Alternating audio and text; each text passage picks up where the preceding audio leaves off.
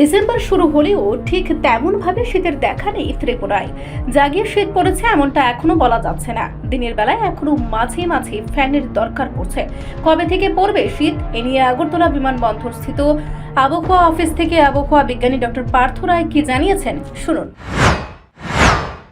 না, প্রথমেই তো এটা বলবো যে শীতকাল অলরেডি স্টার্ট হয়েছে। ডিসেম্বরের ১ তারিখ থেকে আমরা অফিসিয়ালি শীতকাল বলে থাকি।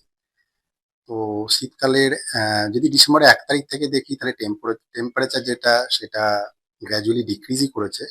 আজকে টেম্পারেচার মিনিমাম যেটা সর্বনিম্ন তাপমাত্রা যেটা রিপোর্ট হয়েছে 13 ডিগ্রি। আর সেটা কিন্তু আমরা দেখছি স্বাভাবিকের কাছাকাছি ছিল। তো সামনের যদি এই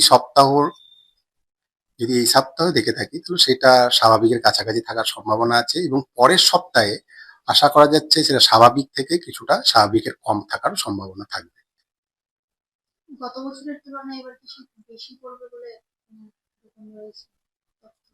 না, এখনো পর্যন্ত আমাদের যে প্রেডিকশন যে এই বছর মানে ডিসেম্বরে যে টেম্পারেচার সেটা নর্মালের কাছাকাছি থাকার সম্ভাবনা আছে। ডিসেম্বরে আমাদের জেনারেলি 13 থেকে 11 ডিগ্রি সেন্টিগ্রেডের কাছাকাছি থাকে। তো আজকে যেমন 13 ডিগ্রি, এরপরে আমরা আশা করছি যদি এরকম ফেভারেবল কন্ডিশন থাকে তাহলে নর্মালের কাছাকাছি টেম্পারেচার থাকবে।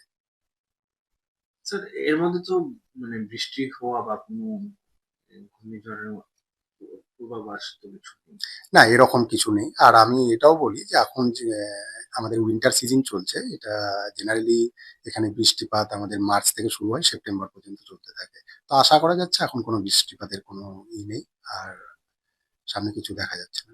হাইস্ট টেম্পারেচার কত যেতে পারে এরকম কিছু আগাম রিপোর্ট আছে আপনাদের কাছে এবারে? দেখুন, মিনিমাম আমি ওইটাই বললাম, আমাদের যা প্রেডিকশন নর্মালের কাছাকাছি যাওয়ার সম্ভাবনা আছে। ডিসেম্বর মাসে আমাদের নর্মাল টেম্পারেচার 13 থেকে 11 ডিগ্রির কাছাকাছি থাকে।